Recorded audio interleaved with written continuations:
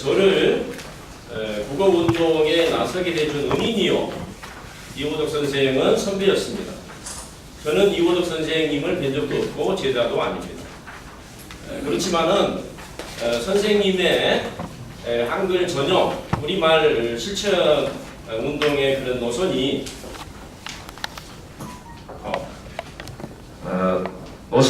올랐음을 최근에 한자 병기 반대 투쟁을 했던 이 자리에 오신, 지금 소개를 못하셨습니다만은 우리 이대로 대표님과 함께 한자 병기 반대 투쟁을 하면서 오늘 발제에도 나옵니다.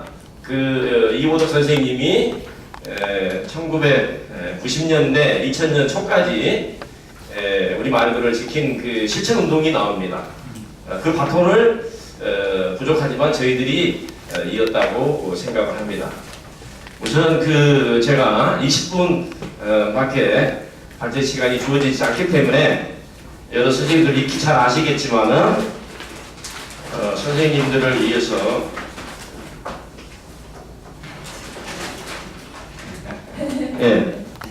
아마 이 자리에 오신 선생님들 다 아실 겁니다. 저는 사실 고등학교에 있으면서 저는 한국사를 27년을 가르쳤습니다. 그러면서 석사를 이어서 박사 과정만 10년을 전공을 하면서 일제강점기 우리 조선학회 한글 운동을 전공을 했습니다만은, 그러면서 89년에 우리 글 바로쓰기, 이게 지금 현재 5권이 나왔습니다. 이거 하나 가져왔습니다. 저에게 큰 영향을 줬습니다. 아마 선생님 이 자리에 오신 선생님 다 아실 겁니다. 우리 문장 쓰기 대단한 저서입니다. 그 다음에 이분은 제가 보기로는 국어학자이면서 국어운동가, 그 다음에 사회운동가로서도 볼 수 있습니다. 이분은 단순히 국어교육자 이런 시각에서 볼 수가 없습니다. 이분이 쓴, 아까 이부영 선생님이 잠깐 얘기했습니다만은 우리말로 살려놓은 헌법, 지금 굉장히 헌법이 어렵습니다. 이걸 아주 쉬운 우리말로 다 풀이를 하셨어요. 돌아가시기 1년 전에 책을 내셨더라고요. 이분이 어마어마한 저서를 남겼습니다만은, 우선 제가 20분 동안 발제를 하기 전에 저를 간단하게만 소개하겠습니다. 한 1분만 하겠습니다. 저는 일제강점기에 아마 우리 조선학회 한글운동을 들어보셨을 겁니다. 조선학회 한글운동은 기존의 연구는 단순한 국어운동이었습니다. 그러나 제가 공부를 해보니까 조선학회 한글운동은 항일투쟁이었습니다. 언어독립투쟁이었습니다. 이것을 10년간 공부하면서 전착을 했습니다. 그래서 제 박사학위 논문이고요. 전부 이호덕 선생님과도 연관이 전혀 없다고 볼 수는 없습니다.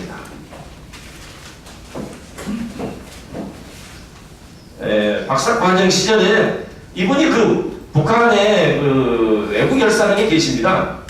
그래서 저는 박사 논문을 쓰기 전에 북으로 간 한글 운동과 이국노 편전을 써서 우리 독립 항일 투쟁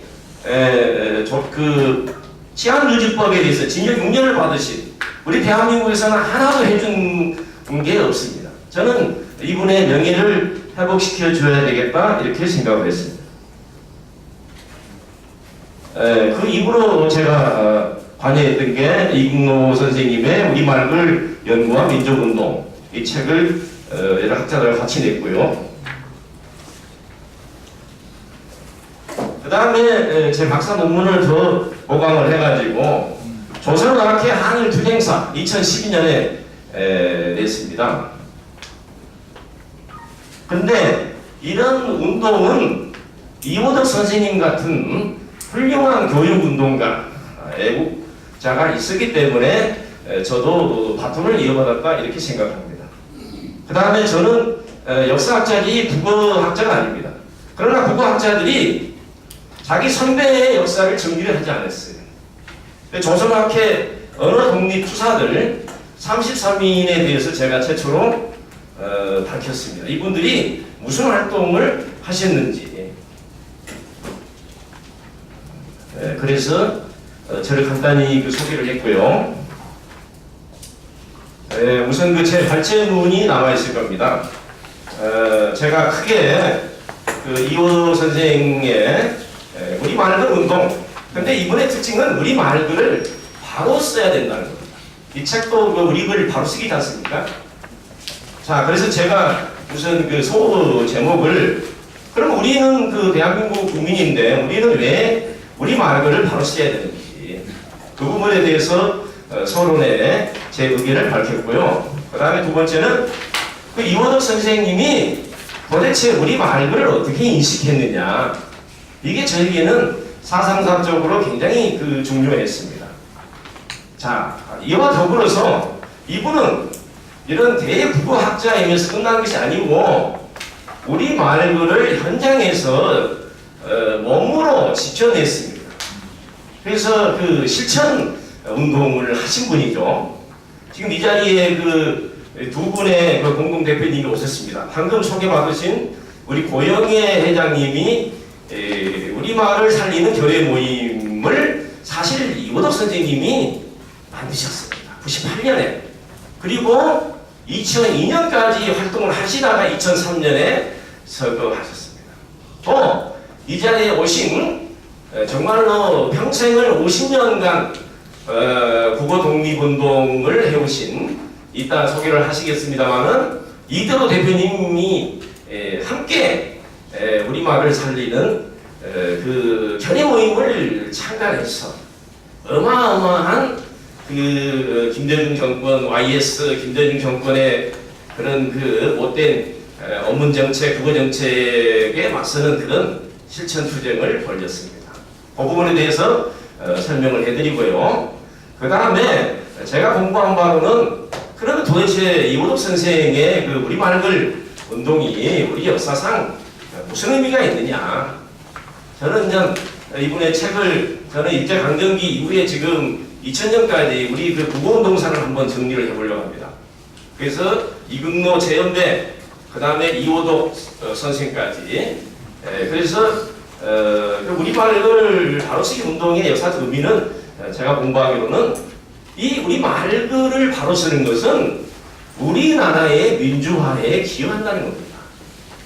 그 다음에 우리 말글을 바로 쓰는 것은 바로 민족 통일을 앞당기는 데도 기여하는 겁니다. 한번 보십시오. 제가 이런 말씀을 한번 드려보겠습니다. 올해가 분단 72주년입니다. 우리가 광복 몇 주년이라고 얘기하는데 그거는 대단히 정확한 얘기가 아닙니다. 분단을 강조해야 됩니다. 바로 독립운동을 하신 분들은 독립운동의 완성은 동일에 있었습니다. 그러나 우리는 긍정적으로 분단체제에 만족하기 위해서 광복 71몇 주년 이렇게 떠들었습니다. 그것은 바람직하다고 볼 수 없습니다. 자, 한번 이렇게 말씀해 보겠습니다. 모든 역사는 프로체가 현재사라고 얘기했습니다. 자, 1945년에 국토가 분단됐습니다. 1948년에 국가가 분단됐습니다. 전쟁을 치르면서 53년에 민족이 분단됐습니다. 자, 그러나 우리에게 분단이 안 된 것이 있습니다. 우리의 말과 글은 분단이 안 됐습니다. 바로 우리의 말과 글이 분단이 안 되기 때문에 제가 생각할 때는 교류협력만 이루어지면 순식간에 얼음 녹듯이 저는 민족의 동질성을 회복하리라고 확신합니다. 자, 그러면은 시간이 굉장히 제약되어 있기 때문에 핵심 내용만 말씀드리겠습니다. 첫 번째, 왜 우리 말글을 바로 써야 되는가? 제 발제를 한번 꼼꼼하게 읽어오신 분들도 있을 것이고 이따가 또 질문이 들어오면은 상세하게 답변을 드리겠습니다만은 간단하게 정리하겠습니다. 왜 우리 말글을 바로 써야 하는가? 이거 굉장히 중요합니다.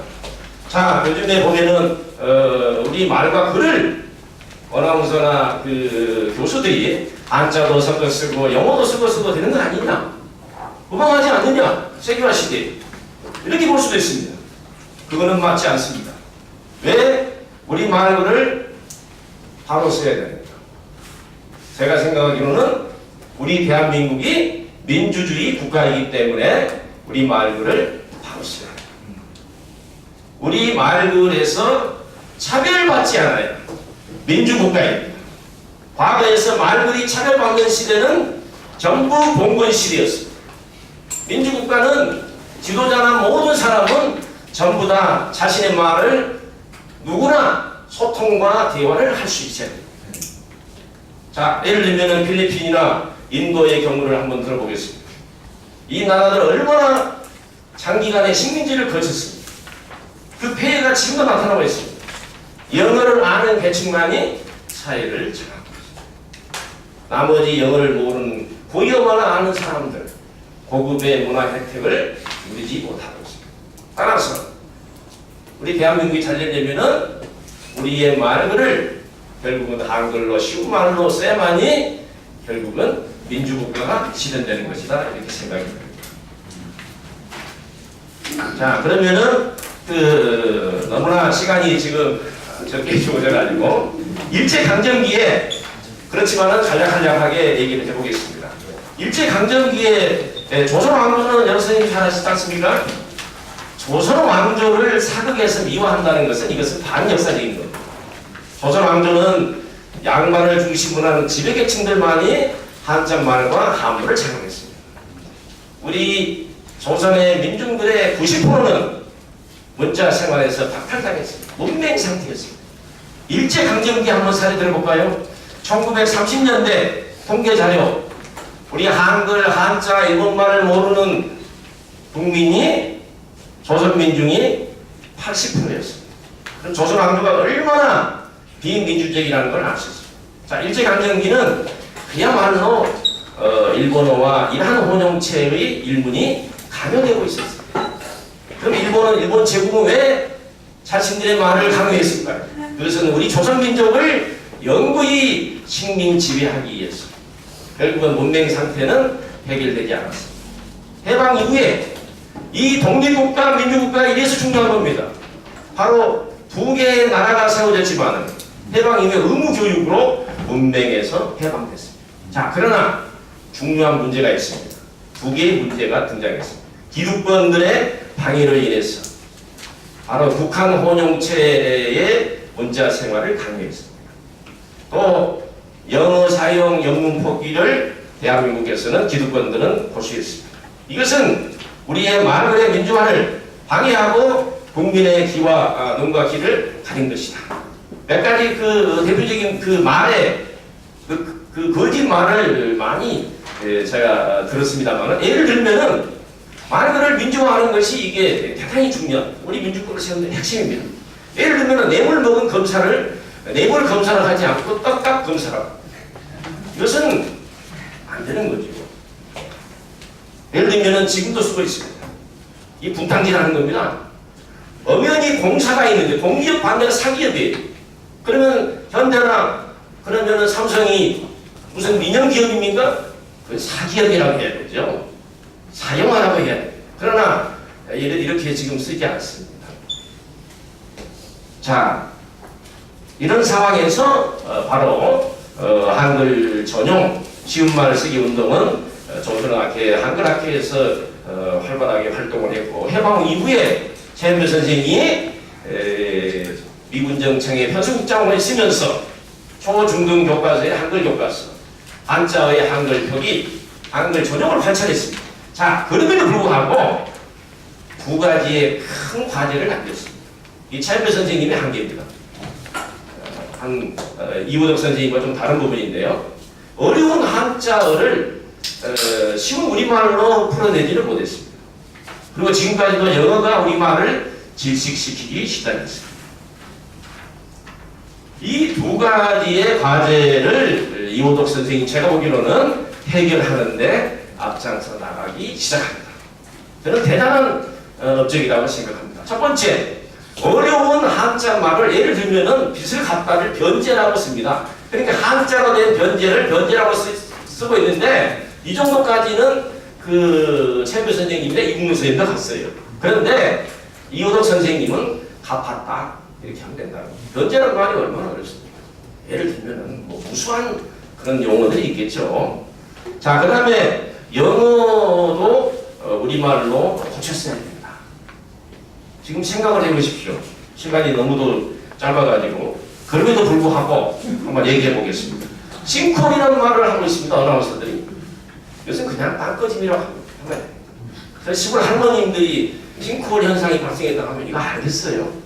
이것은 바로 말글의 민주화에 역행하는 겁니다. 자, 그 다음에 요즘에 서울시에서 젠트리피케이션이라는 말을 쓰기 시작했어요. 그렇죠? 네. 이거 제대로 잘 아십니까? 저도 영어 공부 좀 했습니다만은 이 젠트리피케이션 이런 걸 그 대한민국의 수도 서울에서 세종대왕 동상이 있는 데서 그렇지 않습니까? 젠트리피케이션 현상이 일어났다. 제가 볼 때는 이렇게 번역하면 될 것 같아요. 그냥 서울의 그 도시가 개발되면서 원주민들이 쫓겨나지 않습니까? 개발이 되면은 그 원주민 추방 현상이죠. 근데 왜 젠트리피케이션 현상이 일어나다 이렇게 얘기해야 되죠? 그렇게 하면 대단히 우월하고 유식할까요? 네. 자, 그래서 이분이 바로 이러한 두 개의 과제를 해결하면서 이분이 우리 말글 운동을 전개하기 시작했습니다. 자, 그러면 이분이 우리 말글 운동을 전개하게 된 그런 사상적 배경으로서 이분이 우리 말글을 어떻게 인식했느냐, 참 대단히 흥미로웠습니다. 아까 이주영 박사님이 방금 말씀했는데 이호덕 선생님은 초등학교에 계시면서도 많은 책을 선열했습니다. 자, 그러면서 이분이 우리 말글의 중요함을 알기 시작한 것은 제가 자료를 찾아봤더니 1960년대부터인데 1983년에 바로 한국 글쓰기 교육 연구회, 이게 어마어마한 이 문학 단체입니다. 이러면서 이분이 글쓰기 교육을 지도하면서 우리말의 중요성을 인식하기 시작했습니다. 자, 그러면서 84년에 삶을 가꾸는 글쓰기 교육에서 이제는 이호덕 선생이 교육자에서 결국은 한 단계 더 넘어서 국어학자로서의 견해를 밝히기 시작합니다. 이미 뭐라고 얘기를 하고 있냐면은 삶을 가꾸는 글쓰기 교육에서 우리의 말은 민족의 피와 생명이다. 민족 정신을 가르치는 교육은 우리 말을 아이들에게 들려주는 것이 가장 효과적이다. 이런 얘기는 최현배 선생님이 일제강점기의 한글의 목숨이다. 이국노 선생이 우리의 말과 그런 민족의 정신요 생명이다. 이 말을 그대로 계승 발전시킨 민족주의 그 언어관이었습니다. 자, 그래서 이분이 본격적으로 이제 정술에 뛰어든 것은 87년에 이분이 62세로 퇴직을 했습니다. 이게 아마 제가 확인했습니다만은 그 이후로 87년부터 돌아갔을 때까지 본격적으로 우리말을 연구하면서 핵심적인 6권의 저서를 남김과 동시에 우리말을 실천운동의 최전선에서 진두지휘를 했습니다. 자, 그래서 이분이 92년도에도 보게 되면은 말이 살아야 결의가 산다. 이런 얘기는 주시경 선생님의 한나라 말이라는 글에 똑같은 말입니다. 배달말은 배달 결의의 생명이다. 맞습니다. 결의의 혼을 지키고 이어나가는 데는 글쓰기만큼 중요한 수단이었다. 그렇습니다. 자기 자신을 세우는 겁니다. 글쓰기는. 자, 그 다음에 또 이분이 98년이면 김대중 정권 시기죠. 자, 이분이 또 뭐라고 얘기를 했냐면은 말로서 사람의 감정, 생각, 사상이 말로서 모두 이루어진다. 같은 말을 쓰는 민족은 영원하다. 우리가 지금 남과 북으로 민족이 흩어져 있지만은 우리 민족은 그것은 무너질 수 없는 겁니다. 서구의 학자들이 최근에 이런 저서를 남겼습니다. 앤더슨이라는 사람이 민족이라고 하는 것은 바로 상상의 공동체다. 우리 역사에는 그러한 주장이 적용이 될 수가 없는 겁니다. 자, 그래서 이분의 언어관을 정리를 하면은 이분은 우리 말은 민족의 정신이요 생명의 혼이다. 그래서 이거는 조선학회의 언어 민족 일체관을 계승한 것이었습니다. 또 이분이 뭐라고 얘기를 했냐면은 자신의 사상의 뿌리는 이렇게 얘기합니다. 우리 말이다 이런 얘기를 합니다. 이분이 92년인데요. 이 대단한 겁니다. 또 우리 말을 하는 민중들에게 자기 사상의 뿌리가 있다. 이렇게 얘기해요. 그러면서 자신의 사상의 뿌리는 나 자신에게 있다는 거예요. 저는 놀라운 발견이었습니다. 자, 한번 자신을 나를 아는 것, 자기를 아는 거죠. 자아를 아는 겁니다. 자아를 아는 것이 확대가 되면은 우리를 인식하게 되고 우리 사회를 인식하게 되고 우리 민족을 인식하게 되고 우리 나라를 인식하게 되는 겁니다. 그렇죠? 자, 그러면 나를 자신을 아는 것, 이런 주장은 일제강점기에 제가 공부한 바로는 단지의 신채호 선생, 이훈재 선생, 그 다음에 함석헌 선생, 자기를 잃었기 때문에 우리는 식민지에서 벗어날 수밖에 없었다. 그 다음에 김상봉 교수라고 있습니다. 그 다음에 이호덕 선생, 이런 분이 나를 아는 것이 결국은 사회, 국가, 민족을 아는 것이다. 자, 지금 벌써 20분이 넘어가는 것 같습니다. 5분으로 정리를 하겠습니다. 예. 자, 그러면은 이 뒷부분은 그렇게 어렵지 않습니다. 이거는 구체적인 운동이기 때문에 이호덕 선생님이 그러면은 우리 말을 바로쓰기 운동의 최전선에서 나서게 된 배경이 중요합니다. 이분은 1925년생입니다. 1925년에서 2003년이면은 일제강점기 식민지 시기, 그 다음에 대한민국 시기를 겪었습니다. 그래서 우리 말들이 멸시되고 외국 말이 우대되는 현실을 목도했기 때문에 이분이 우리 말을 운동의 최전선에서 참여를 하게 된 것으로 보였습니다. 자, 그래서 그분이 제 발제문 뒤에 보면은 두 번째, 구체적으로 이제 우리 말을 운동을 어떻게 실천하느냐 그 과정, 뭔가 우리 말을 지키고 실천하려면 조직이 만들어져야 됩니다. 모임, 이것은 단체를 결성하기 시작합니다. 그래서 이호덕 선생님이 첫 번째로는 91년에 바로 이 자리에 오신 우리 이대로 대표님과 함께 바로 우리말 사랑 결의 모임을 만들었습니다. 이게 이제 명칭이 한말글이 들어가서 이호덕 선생님이 이 단체에는 굉장히 좀 까칠한 부분이 있었어요. 이호덕 선생님이. 그래서 이 한말글이 좋은 말인데 우리나라 말, 우리나라 한글 이런 뜻이 합쳐진 겁니다. 한말글이. 그래서 이호덕 선생님이 그 한말글이 들어간 그 결의 모임은 안 된다. 그래서 93년에 우리말 살리는 모임을 만들었어요. 자, 그러다가 더 중요한 것이 바로 이 모임입니다. 98년 7월에 결성된 우리말을 살리는 결의 모임이 등장이 됩니다. 그래서 이 자리에 계시는 우리 이대로 대표님 오셨습니다, 지금. 그 다음에 지식산업사라고 하면 우리 인문사회과학에 많은 좋은 책을 저술에 출판해 주신 김경희 사장님, 이렇게 세 분이 공동대표를 맡아가지고, 자, 그러면은 우리말을 살리는 결의 모임을 왜 98년 7월에 결성됐느냐? 그 배경이 있습니다. 바로 전임 정권인 YS 정권에서 얼빠진 세계화 정책을 추진하면서 초등학생들 영어 조기 교육, 초등학교 영어 조기 교육 저는 필요 없다고 생각합니다. 중학교부터 적어도 충분합니다. 그 다음에 또 썩어빠진 한자 조기 교육을 강행하는 그런 조치들이 단행이 되었을 때 바로 우리말을 사랑한 이호덕 선생님이 자, 우리말을 바로 쓰기를 현장에서 강화하고 확대해야 됩니다. 그 다음에 또 이 무렵에 또 하나 알아둬야 할 반대 한자 단체가 있습니다. 지금도 아주 건재하고 있는 저희들이 사원단체입니다. 98년 11월에 만들어진 전국 한자 교육 추진 총연합회. 이 한자파 단체인데 이 단체의 특징은 우리 말들 생활은 전부 북한 혼용해야 된다는 겁니다. 이게 한자 병기도 아니고.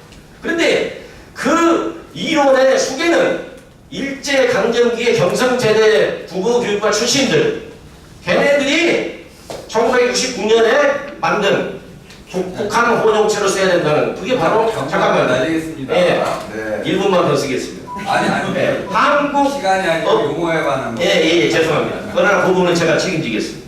한국어문교육연구회, 이게 이승 선생, 일석 선생님 아시죠? 예. 이분이 학교의 모든 교육은 저는 지금까지 제가 발언한 모든 부분에 대해서 책임져 왔습니다.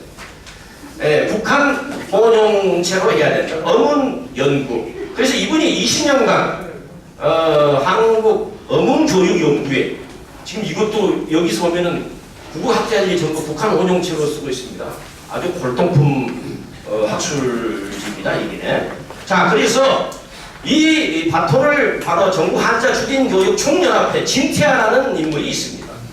저도 2년 전에 교원대에서 바로 제 옆에서 싸웠습니다.